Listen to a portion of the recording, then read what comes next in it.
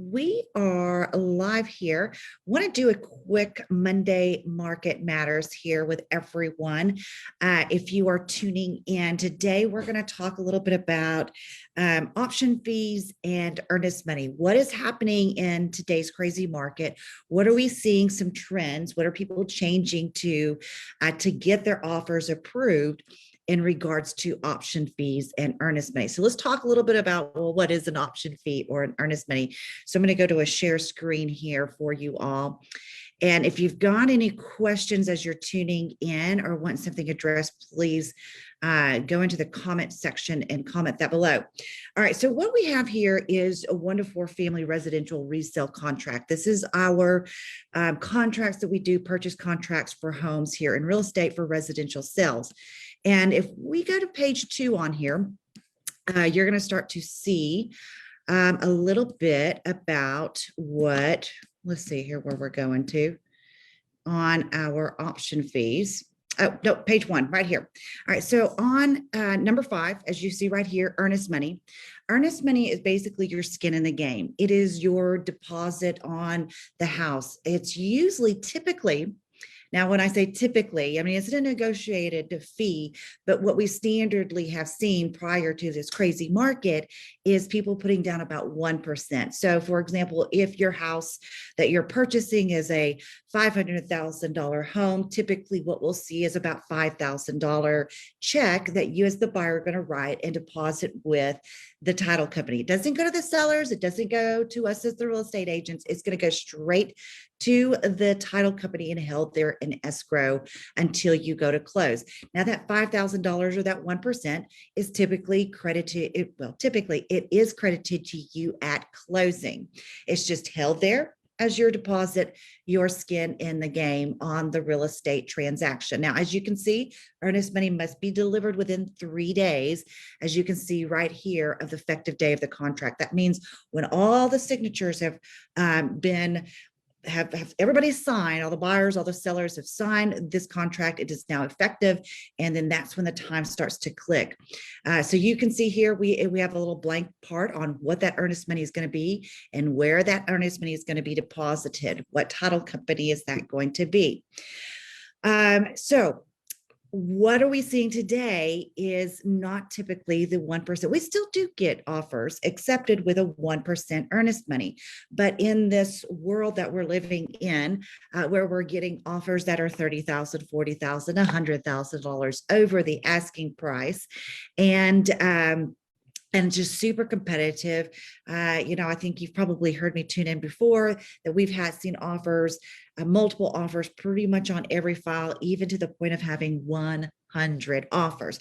So what can you do on your earnest money to make your offer stand out a little bit more? And that is to increase that skin in the game. So what am I seeing today? Well, I've even seen as much as, let's say, 5% earnest money. Somewhere trending more than the 1% is what I would strongly recommend you discussing with your agent to make your offer stand out a little bit more. As you can see right above that is the sales price. So of course, sales price is one, but earnest money is another part of the contract that can be negotiated, and you can increase that earnest money deposit to make your contract stand out. Now, what are the risks you might want to ask that are involved in increasing that earnest money deposit? What happens? So there are certain timeframes in the contract that you have as a purchaser to do your inspection, to do your due diligence to make sure that this is the house that you want to purchase, to get the final loan approval, all the different contingencies that are written into a contract. Now, you can terminate your contract during the proper contingency, okay, and still get that earnest money back to you as the purchaser if you do it within the time prescribed. Now, if you fail to terminate during those prescribed times, then that earnest money typically goes to the seller. Or let's just say you decide not to close at all. You don't get final loan approval. Your finance contingency has waived out. You don't terminate during the option period, during your inspection period, or whatever the case is, your contingency have expired and you did not terminate the contract, you do not close, well, that earnest money is there for the seller to recover as damages for having the house off the market during that time period.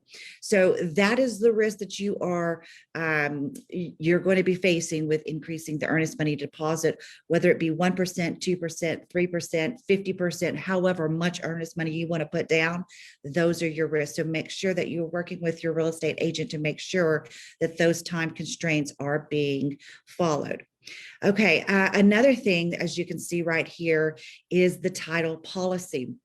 Now, typically, when I say typically, before we started experiencing this crazy market over this year, the title policy is basically the insurance on your property. If you're going with a lender and they're going to require, the lender's going to require a title policy. That way, if somebody comes in and says, "Hey, I have stake into this house, I have a claim to this property or mineral rights or anything like that," then the title policy is there to cover the lender and also you as a buyer. So in here, you can see that we have two options. It could be a seller's expense or it can be a buyer's expense. And what we're seeing a trend to now, especially with the hot market and the seller's market, is that a lot of the times the buyers are paying for their own title policy, where in the past, it has been something we would call probably standard practice that we would see it as a seller's expense.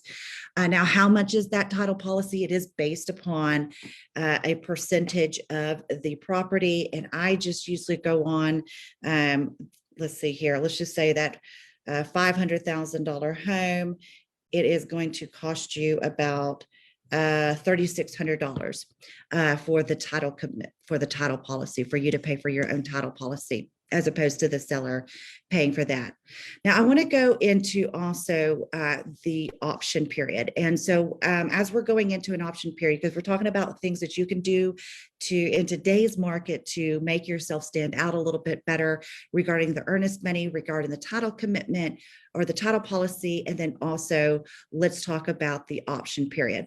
Now, an option period is basically your time. It's a negotiated period of time that you have as a buyer to do your due diligence, to bring out your inspector, have them inspect the property, negotiate it and repairs, make sure that the house is something that you want to buy.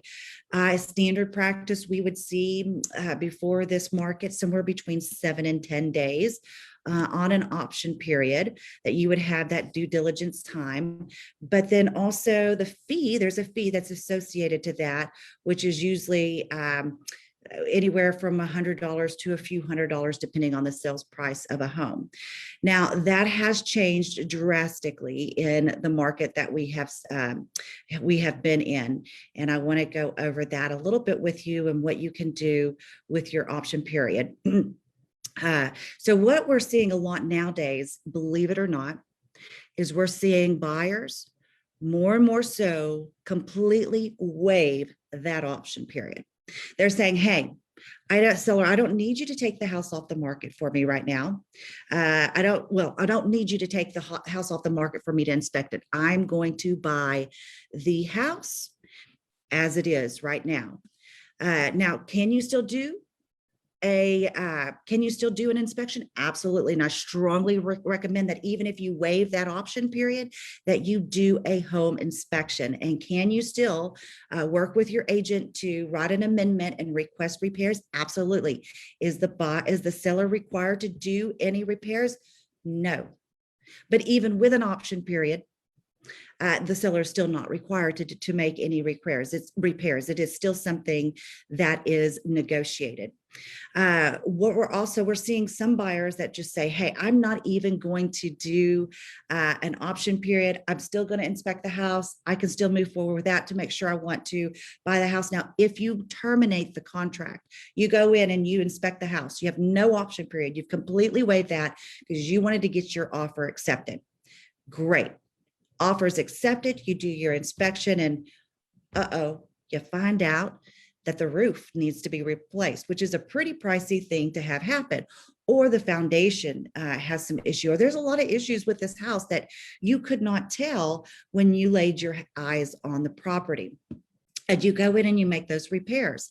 And the seller says, no, I'm not going to do any repairs. We're moving along to closing. And you say, you know what, this is way too much for me to tackle on. And now I want to terminate the contract. What happens when you do that?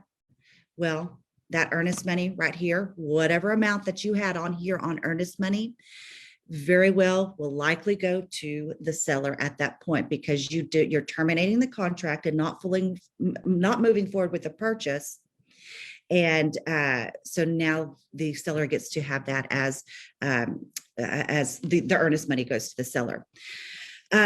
What else are we seeing with option periods in a contract? So the other thing that we're seeing also is, I told you previously that for that option period, we're seeing it typically it's $100 to a few $100, depending on the sales price, for what you're going to pay the seller to be able to, go forward with that option period. So you've decided, I do want to do an option period. I don't want to take that risk. I want to go forward and do an option period.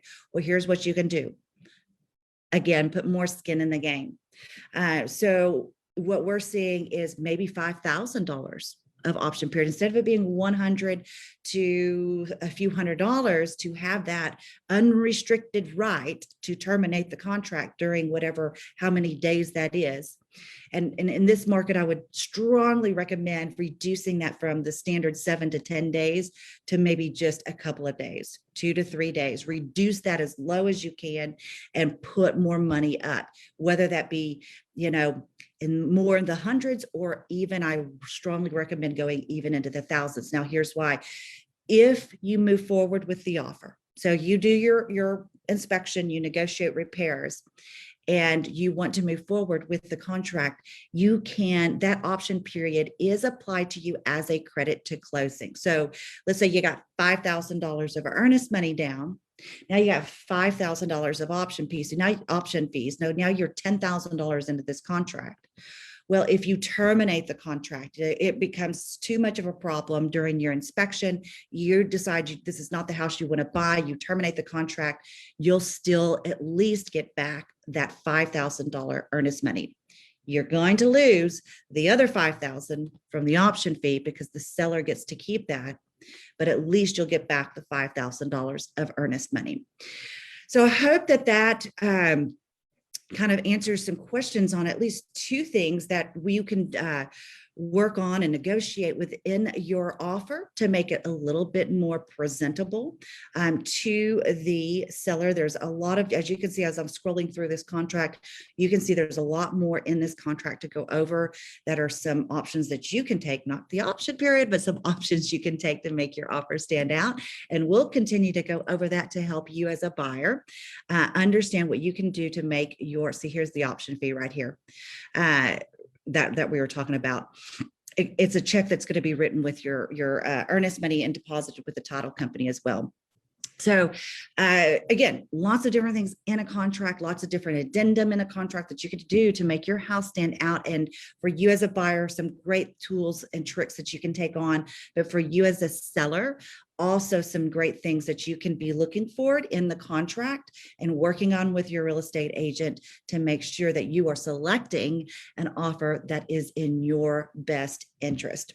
So one other thing I want to say as we're going forward into this week, there's been a lot of talk about new construction homes and can you be in contract on a new construction home and the builder towards the end of before you close on the house, can they go up? We're hearing some stories of people going up $100,000 and now the house is too expensive. We're hearing about builders not being able to complete the building the home. So now you've lost out on that. So I'm going to bring on a really great attorney on Thursday at 12 o'clock. We're going to do a webinar. So if you are thinking about doing new construction, someone that is thinking about doing new construction in the times that we're in right now, definitely something to tune into on that webinar. Bring your questions because we're going to have Brett Martin, who's a real estate attorney, going over the contracts and some different things that you can do to protect yourself as a consumer. All right. So until next time, I'm going to stop sharing my screen. Hope you learned something. Again, comment below if you've got some more questions about a contract or if there's any help that you need from our team that we can steer you in the right direction for. We will be happy to do that. Until next Monday, guys, this is Callie Ritchie, your broker and owner over at Ritchie Realty. And we'll see you next Monday or at the webinar on Thursday at noon here on our Facebook. See you then.